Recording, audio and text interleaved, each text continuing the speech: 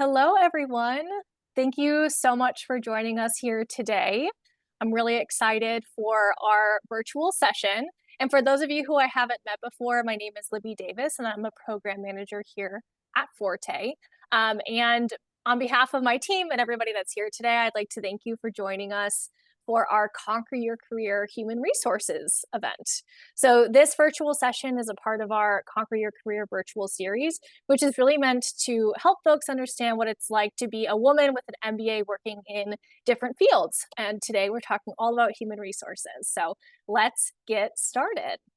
So human resource professionals play an important role in driving company growth and success. In fact, human resources offers a variety of unique career paths that can make both an impact on organizations and also, importantly, the people that work there. So our panelists here today have found their fit in this business function, and they're going to discuss the knowledge, skills, and abilities that help launch someone in this career path. So with that, let's get started. And I'm going to introduce you to Maggie Jackson. Maggie leads compensation programs at SoFi Technologies, and she's also an alum of the University of Wisconsin-Madison, the Wisconsin School of Business. So welcome, Maggie. Could you tell us a little bit about your career journey? Yes, yeah, thank you, Libby. And yeah, excited to be here. I'll share kind of an overview of my education background and career up to this point. So for my undergrad, I went to Oklahoma State University where I studied English. And while I was there, I studied abroad. I spent a semester in the Czech Republic and a couple months in Nepal for an independent study. That was a really profound experience for me and led to my first job post-undergrad. I was a study abroad advisor at the same university for about 3 years. I loved that role. It was great working in higher ed, but ultimately decided I wanted to switch careers, did a lot of research, kind of reflected on my interests and my skill set, and ultimately decided I wanted to pursue a career in HR. I took a year, went and taught English in France at a high school, and while I was there, I applied to MBA programs, took all the necessary exams, all of that, and ultimately decided to go to the University of Wisconsin in Madison. I chose this program. They have a specialization model. So that was important to me so I could really focus on HR, get all of the great MBA classes. I got a teaching assistantship, and then also it was great. Just it was a very small program. While I was there, I interned at HP during my first and second year, and that led to my full-time role post MBA. I joined a rotational program at HP. I did a rotation in compensation when abroad. I was based in Barcelona, but did some really cool HR project management across EMEA. Europe, the Middle East, and Africa was, obviously a major region. And then I was an HR business partner for my last rotation. So as a career switcher, that was incredible for me to get lots of different, structured experiences. And then my last role at HP, I was the chief of staff for our chief HR officer. After that, I decided to kind of change companies. I moved over to SoFi Technologies to get experience in fintech and also kind of an earlier stage company. So that's where I am today. I started out as a compensation partner and have moved to more of a program management role. So that's a little bit about my career journey overall. Thank you, Maggie. I'm excited for our conversation later. It's going to be awesome. And I can't wait to hear about that rotation in Barcelona too. That sounds really fun. All right, so next I'm pleased to introduce Liz. Liz serves as an HR business partner at General Mills and graduated from the University of Minnesota Twin Cities Carlson School of Management. So Liz, welcome. Could you tell us a little bit more about your career journey and your interest in HR? Yes, absolutely. Thank you. And hello, everyone. Liz Hake, she, her are my pronouns. And I started my journey at the University of Chicago undergrad. I would say the theme that you'll hear across is that I've always really believed in helping both individuals and organizations to really grow and realize their potential. Now, I initially thought that that would be in teaching, but I spent a year teaching in France. Maggie will have to maybe chat about that. I also taught at a high school in the middle of nowhere, France, and very quickly realized I hated being in front of a classroom of children and wanted nothing to do with it. And so the second part of my early career experience was working for a nonprofit called Chicago Scholars that helped to develop the leadership skills of first generation students in Chicago and ultimately help them transition into college and the workforce. And so I had a really cool opportunity there. We tripled in size from serving about 1,000 students to 3,000 students. And I was in fundraising, which, quick plug, if I would say, like, anyone who has an opportunity to be in a something where you sell, whether it's fundraising, sales, it's an amazing, I would say, foundational career experience. But in that growth time, or that growth chapter, I realized that I loved leading change. And in particular, I love leading human-centered change. And that's what really made me think about making the transition into human resources. I was lucky that because of the career work that we did with our students, I had exposure to human resource professionals as part of my role, and was able to speak to them as I thought about making that transition. Now, that brought me to the University of Carlson School of Management, full-time MBA program. Why I chose that program, I think it has a great master's in HR program that's part of the same school. And so after speaking to the admissions team, speaking to the career team, I knew that I could basically piggy off that program. I still get all the benefits of a full-time MBA, but also get to tap into the recruitment and tap into some of the classes of the Carlson School. So that then brought me to, via campus recruiting, to General Mills, which is where I still work today, about 5 years later. If you're not familiar with the company, we sell a lot of, I would say, people's favorite brands. Think Cheerios, Annie's, Gushers, very familiar name brands. And in particular, right now, I work as an HR business partner supporting our North America food service business. Now, what that means, it's our business model where we sell business to business. So we sell to K-12 schools, universities, healthcare.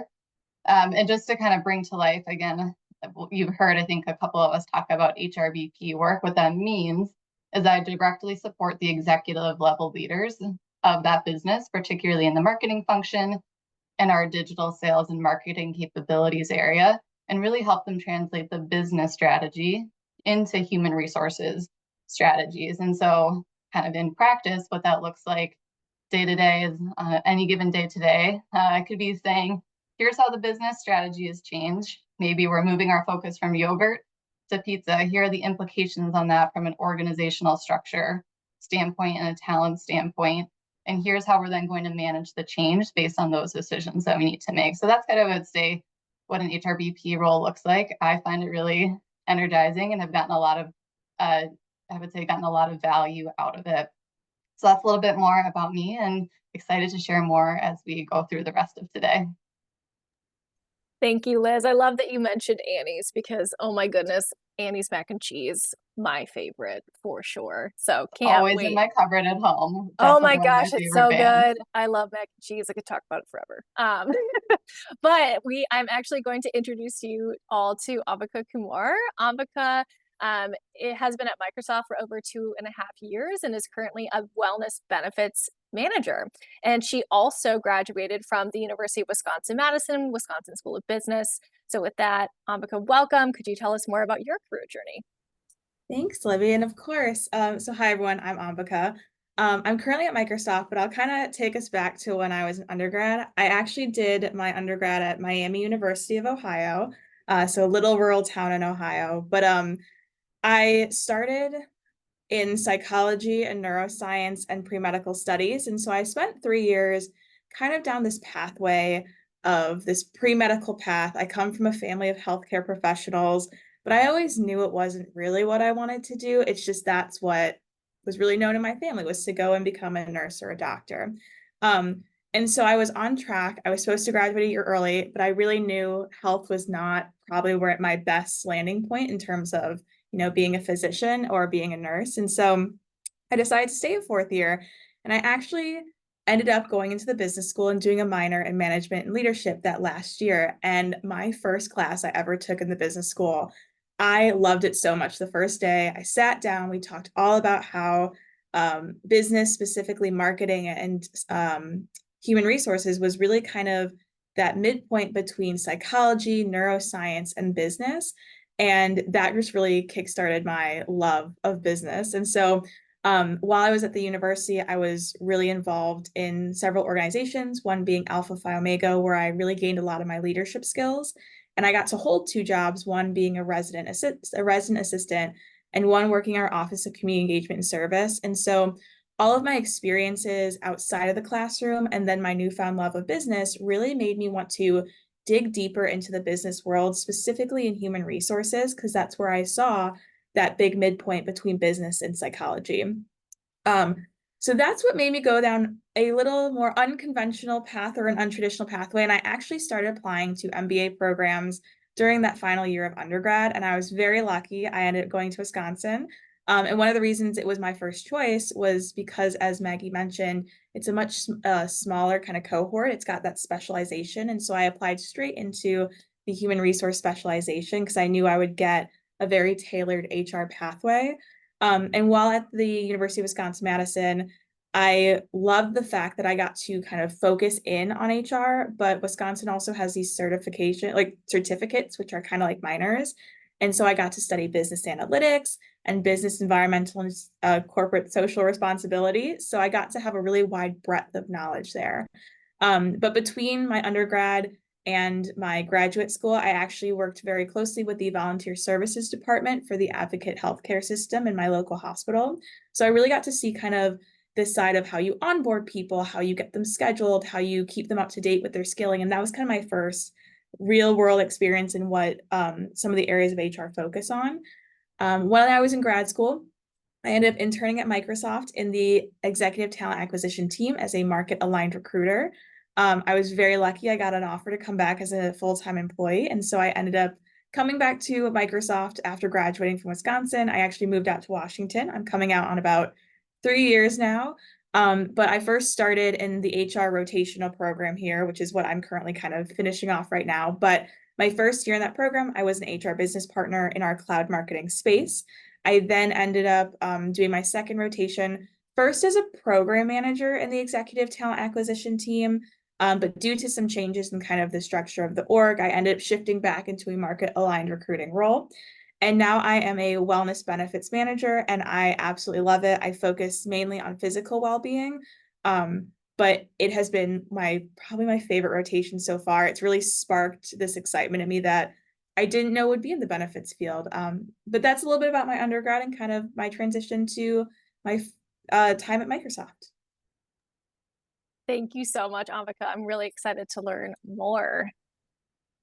All right, everybody. So you've had a chance to meet our three fantastic panelists, and we are now going to kind of dive deeper into some questions about their experiences, about human resources in general. And so the first question that I'd like to ask all of you is, what is it about your role that excites and motivates you?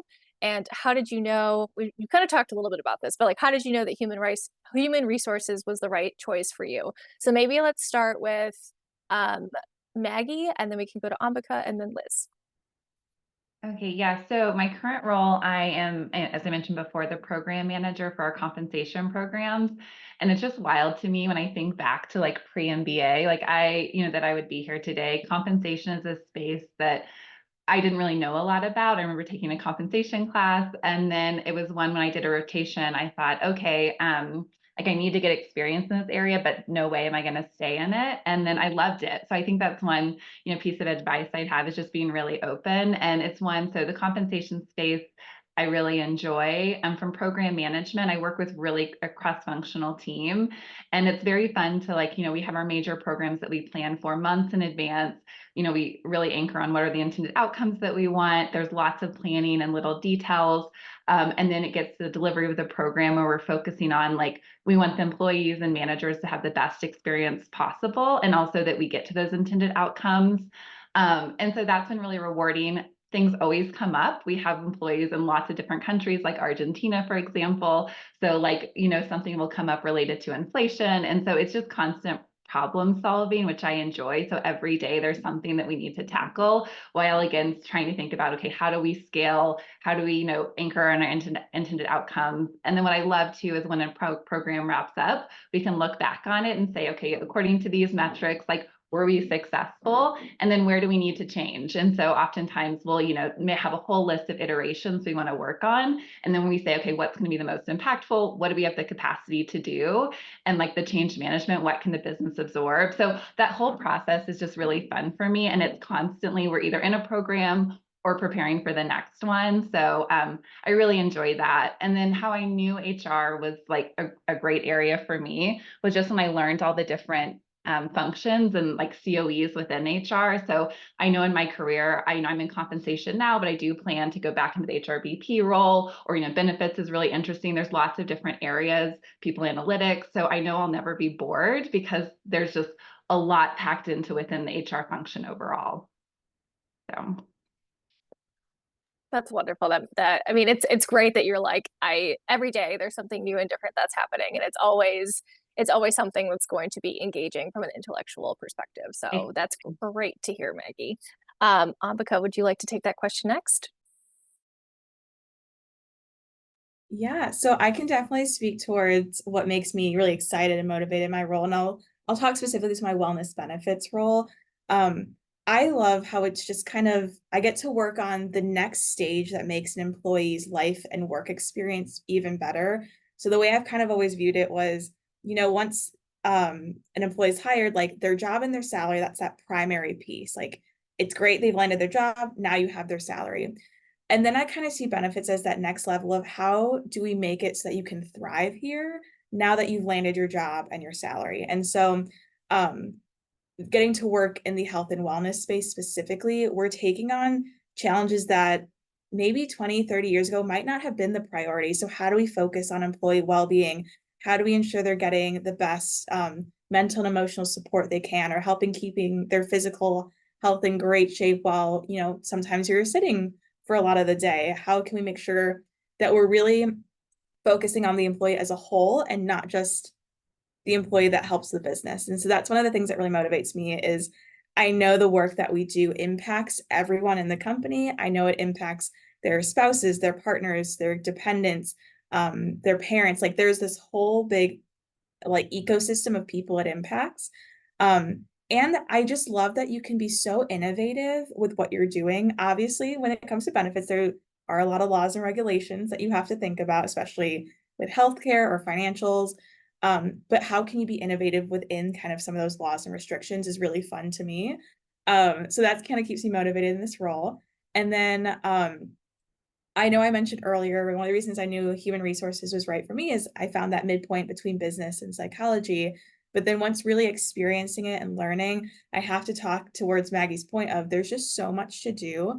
Even in our benefits kind of team as a whole, there's probably 10 different jobs across different like functions such as finance, healthcare, health and wellness. Oh my gosh, global mobility. So relocating people or in a crisis, kind of getting people out from where they maybe currently are and shifting them to a new location. And so just in benefits alone, that's already like 10 roles that you could try and do. And so I just love the fact that there's so much you can do in HR, and there's so many transferable skills that you can take either to different areas of HR or even outside if maybe one day you're thinking of switching or pivoting. And so I got to do business analytics, like I mentioned, at Wisconsin, and I have used it in every single rotation I have been in.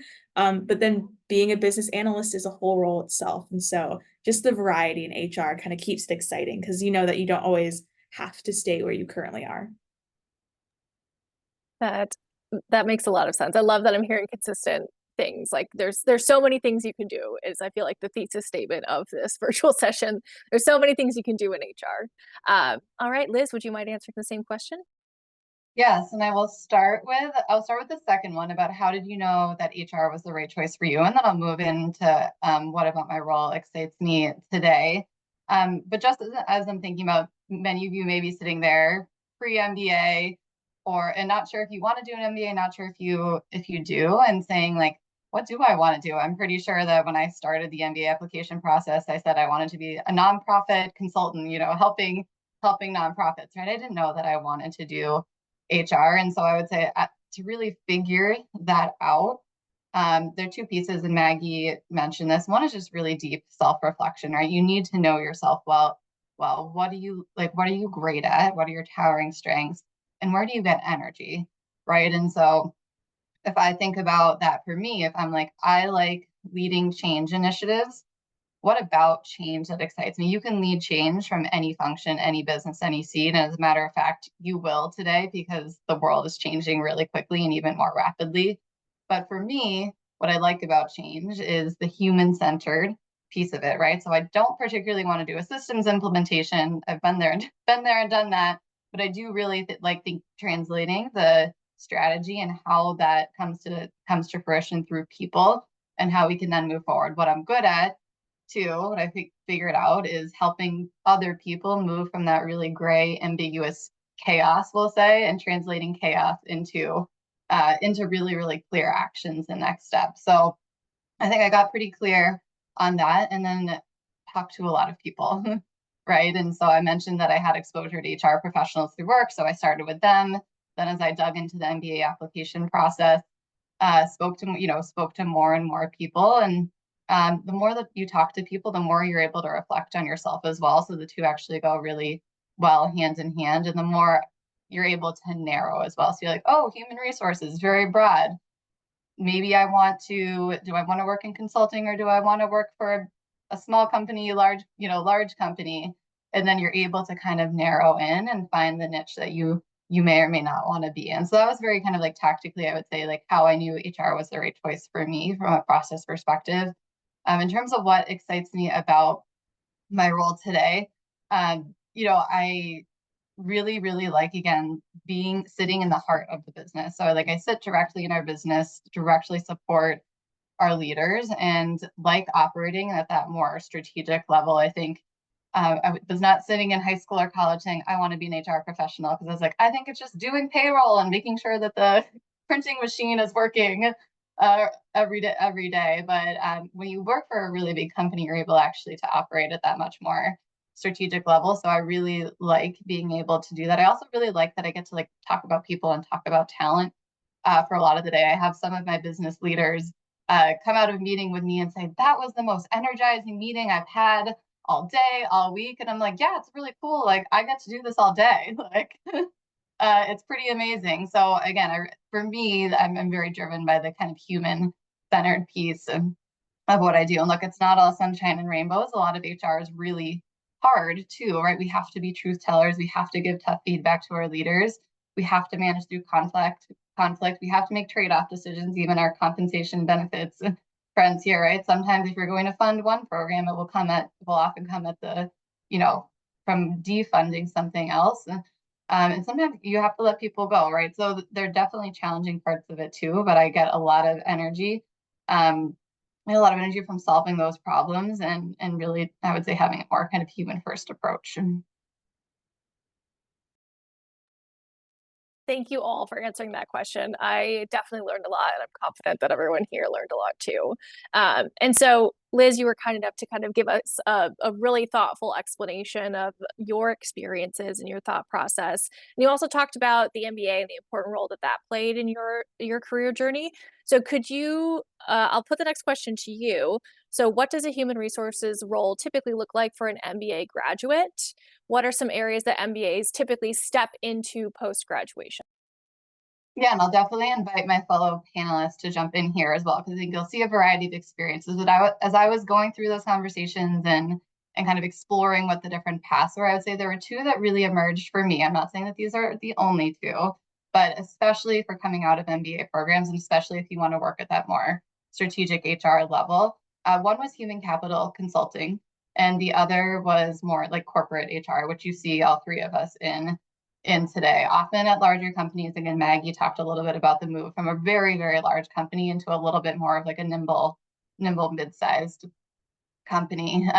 So human capital consulting would say the primary player, at least in my time 5 years ago, was Deloitte, and they have an explicit, I would say, human capital consulting arm. What they do is largely, in practice, it's largely HR technology implementations. And then a lot of the people and change management that comes around with it. But they also have some really, really cool projects around talent, around diversity, around some of those, like I would say, topics that we associate as being like more interesting HR topics. And so that was one path that I explored. The other was this corporate HR path, which I think you've probably picked up pieces from all of us. There are usually, for big companies that have human resources, we'll say campus programs, they have rotational programs where they will come to MBA programs and masters in HR programs to recruit you. And then you'll step into a rotational program where they intentionally move you between different roles to give you experience and exposure to different areas. That looks a little different at each company, I would say. What I've seen is that there's some companies, more like it sounds like HP and Microsoft, where you rotate through different kind of pieces of HR. So maybe you spent time in compensation, talent acquisition, a role as an HR business partner. There are some companies, some of the more manufacturing focused companies, think like a Honeywell or a Boeing, that rotate you through manufacturing facilities. And that's a really core kind of early HR career experience. I would say General Mills for me it's a blend of those two. We generally focus on those HR business partner roles, and we have those both in manufacturing plants and at world headquarters.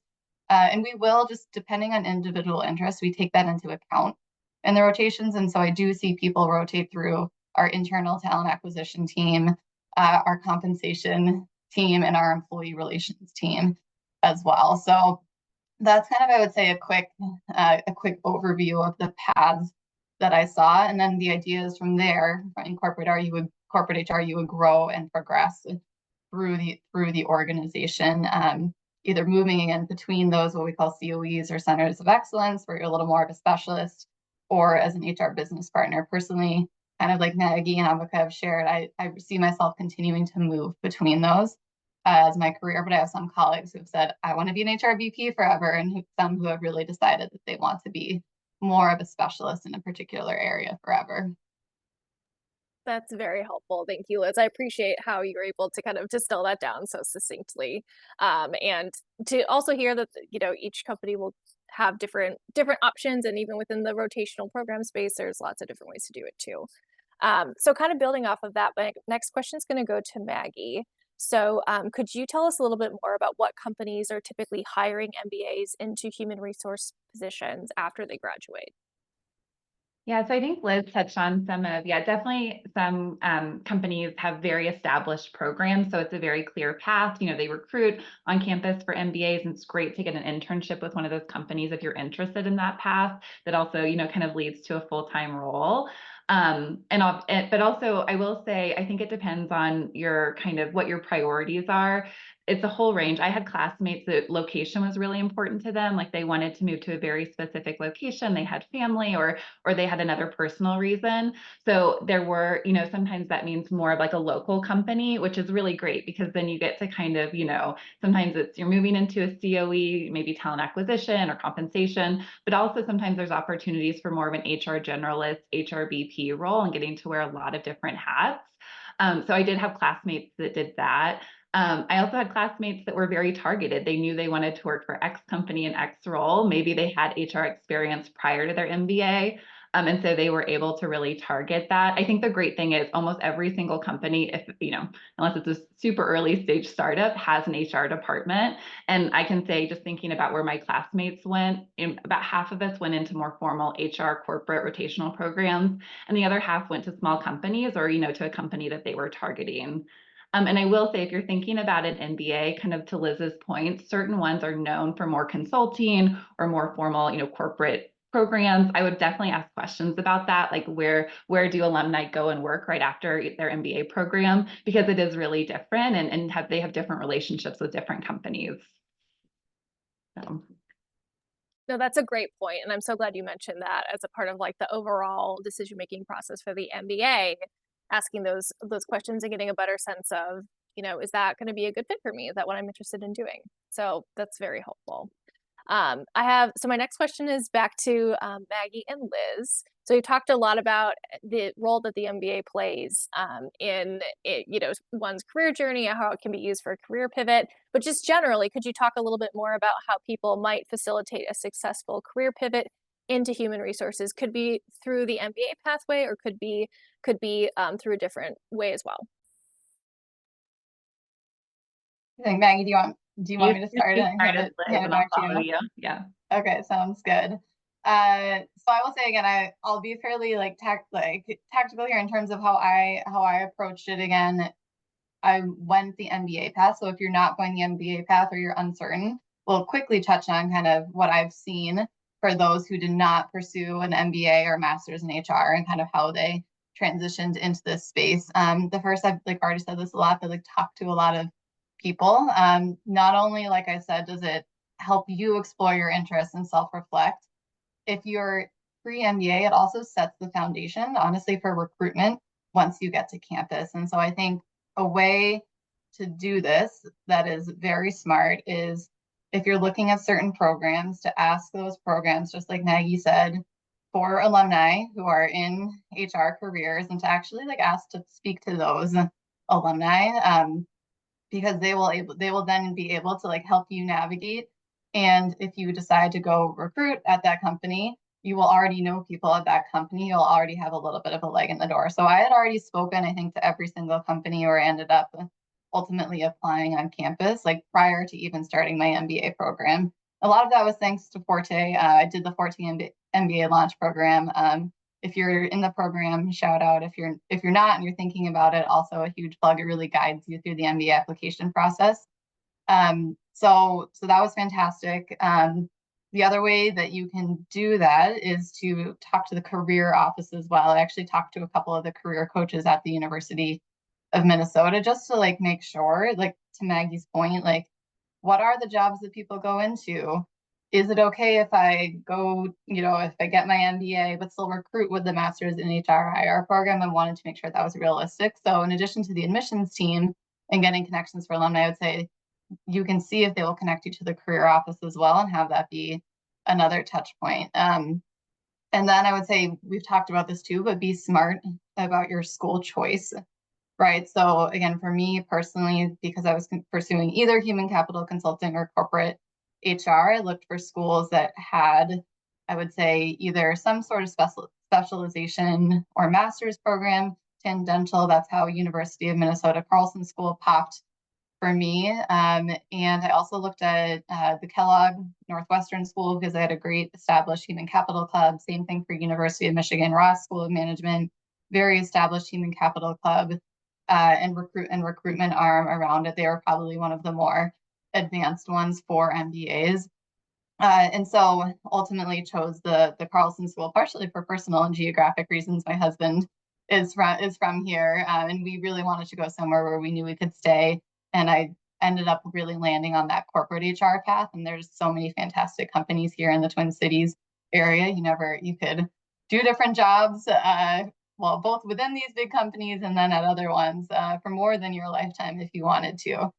So be smart about that school choice is the last point I would make. And just remember, HR recruits in the fall, which is on MBA campuses, which is early than many of your MBA classmates would recruit. And so there is an element of actually kind of needing to know if you want to do HR before you get to campus, because a lot of that campus recruitment happens in the fall and you kind of need to be ready to hit the ground running. So I had my job offers before all of my classmates, which was great. And I was done. It was also hard because I was the only one really going through recruitment at the time. And then Maggie, maybe I'll hand it over to you to share, and then I can cover non-MBA track at the end. You may be able to speak to it better than I can as well. Yeah, so I think maybe I'll touch a little bit on that in just the sense that, most people in HR, at least in my experience, are career switchers. So they came from education or marketing or, lots of different paths. So whenever, definitely when you're interviewing for MBAs, but when you're interviewing for a full-time role, so maybe you do want to, get an HR role before getting a master's or MBA, go into it knowing they definitely understand. They probably themselves were a career switcher and they had that first, that interview that led to their first role in HR. So I would really focus on transferable skills and kind of also just think back on projects that you've done that you can really articulate how you brought those skills to life. And something I found that's really helpful, and you can do this, if you're at, your MBA program or even still undergrad, but also if you're at a company, is ask for side projects. So sometimes these are formal, there might be classes where you can do a capstone where you work with a local company, they'll give you a problem, you'll spend a semester working on that. Or, I've reached out, I was interested when I was at HP in kind of more technical talent. So I reached out to one of the HRBP leads and we kind of brainstormed different projects we could work on. And I worked on a project related to patents and recognizing patents. So I think really people are really willing to help. So I think just knowing, one, they understand where you're coming from if you're, getting into HR for the first time. And two, ask for those side projects because those are what you can talk about in interviews. And yeah, so I found, and I definitely, that has come up when I've interviewed people for roles that, at SoFi or HP, I'm always impressed when they can speak to a project and then kind of relate that back to the role. So those are a couple of things that I would add, more so on just when you're looking for that first role in HR.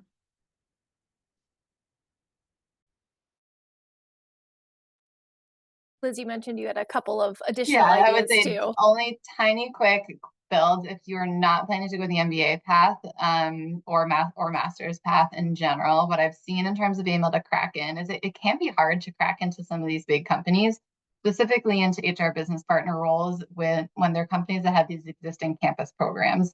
The campus programs end up feeding kind of, I would say, that main career pipeline. And so it can be a little bit harder to get in. Where I've seen people have success getting in is often in the more specialist roles. And so maybe you do come in as a specialist in compensation, or you come in as you had a teaching experience, you come into learning and development, because that's a little bit more, and then you're able to build skills, build a network, and transition into a different role in HR within the company. Sometimes we have business leaders as well, or so we'll say a sales employee who discovers that they really like helping people learn, and they go into sales or learning and development or talent as well. And so sometimes it's just about getting your foot in the door in a great company that you love, and then being able to move and navigate through the company. And then otherwise, I would say starting at a smaller company and really building some expertise and building some skills where you can then translate it into a bigger company. Yeah, and I'll second that. Sometimes talent acquisition might be an area that you're interested in, but isn't necessarily your first choice. It's just a random example or one of them. But if you can get a role there, once you're in the company, you start building those relationships, you start working cross-functionally. And so then when you do want to apply for a role, it's internal and it's a lot easier. So I think, yeah, being open to different areas, even if it's not your target area right away. Thank you both. That is all fantastic advice. And I love how we're able to talk about a couple of different pathways to HR as well, which is pretty fantastic. So our next question's for all three of you, and we'll probably start with Ambika and then maybe go to Liz and Maggie afterwards.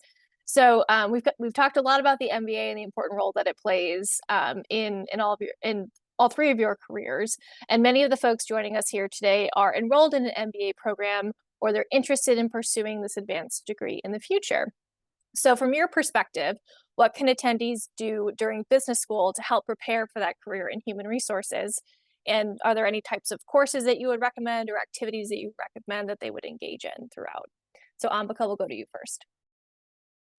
Yeah, I think one of the biggest things that someone could do during their time in business school or in their master's in HR or their MBA is really networking. Liz mentioned that human resources tends to recruit in the fall, and that was definitely our experience. I think nearly everyone in my HR cohort at Wisconsin had their offers by the time like the rest of the course or the rest of the cohort were applying. And I think the mistake I made is once I had that internship, I stopped networking. And there are others in my cohort who continue to do that. And so when we came to that summer, they had this whole network of people they could ask questions to, both inside or outside the company they decided to go to. And I didn't. And so if I could have changed one thing, it would have been continuing to talk to people, whether it was alumni of my MBA program, whether it was HR professionals at the company I was going to, or even if it was HR professionals at companies that I didn't go to for the summer internship. I think that would have really helped understand all the different areas of HR, because I didn't truly understand how broad HR could be until I went to Microsoft.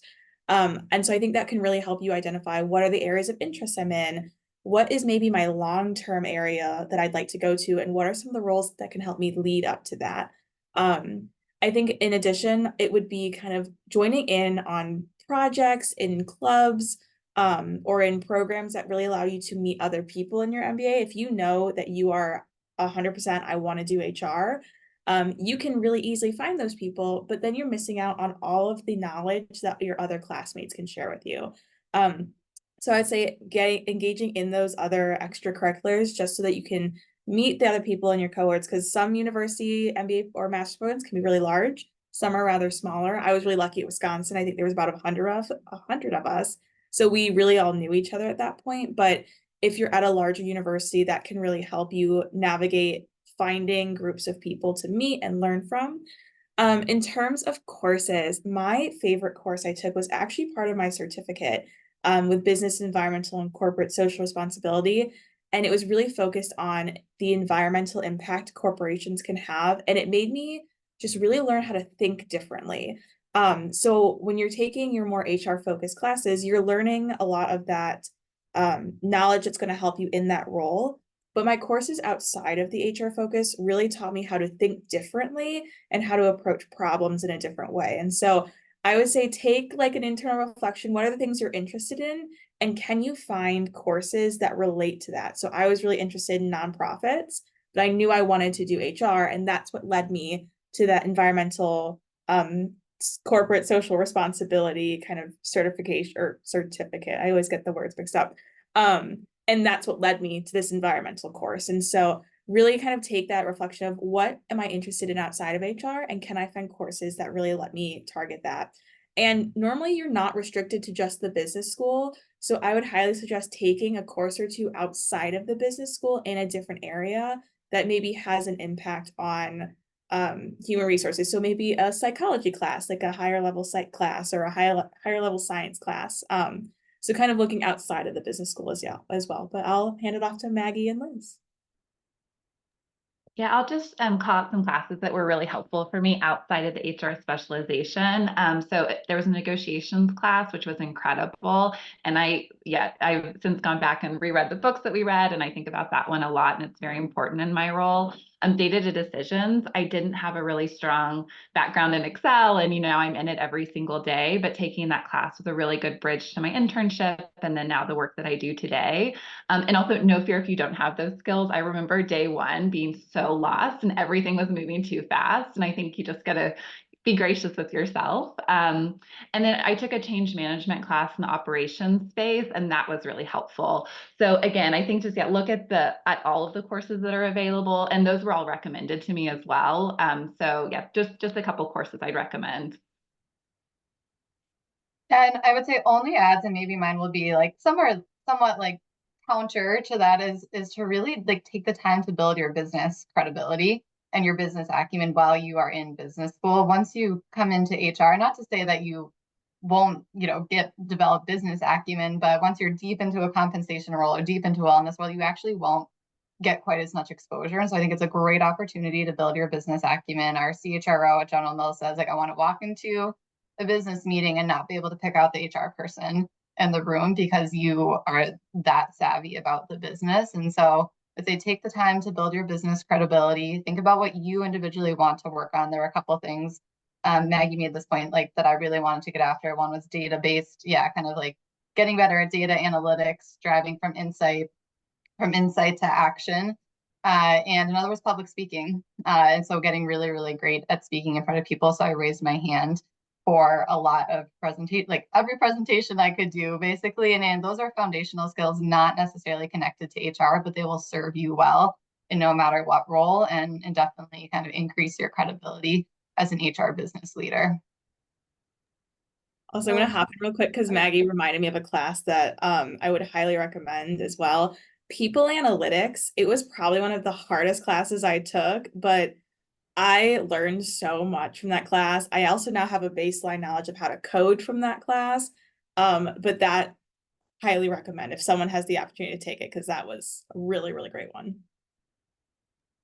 I love all of these recommendations. And I think, one common theme that all of you touched on is just being able to have a lot of different experiences in different places and really think strategically about how you can use your time in the MBA, whether it's access to thought leaders like your professors, access to your teammates who are all going to go off and do amazing things, and access to, people who are willing to chat with you and give their experiences to you as well as you're going through this career change. So I think all of that really reflects, the importance of, the MBA is a part of this career journey in human resources. So thank you all very much.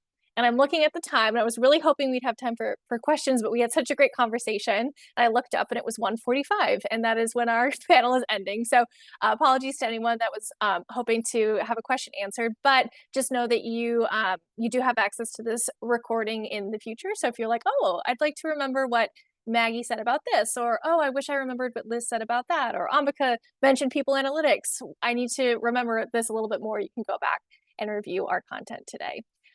So with that, I know we are at time, and I just wanted to thank you all for being here today, and especially to thank Liz and Ambika and Maggie for sharing their experiences and their perspectives. I know I learned a lot. I'm confident that everyone learned a lot here too.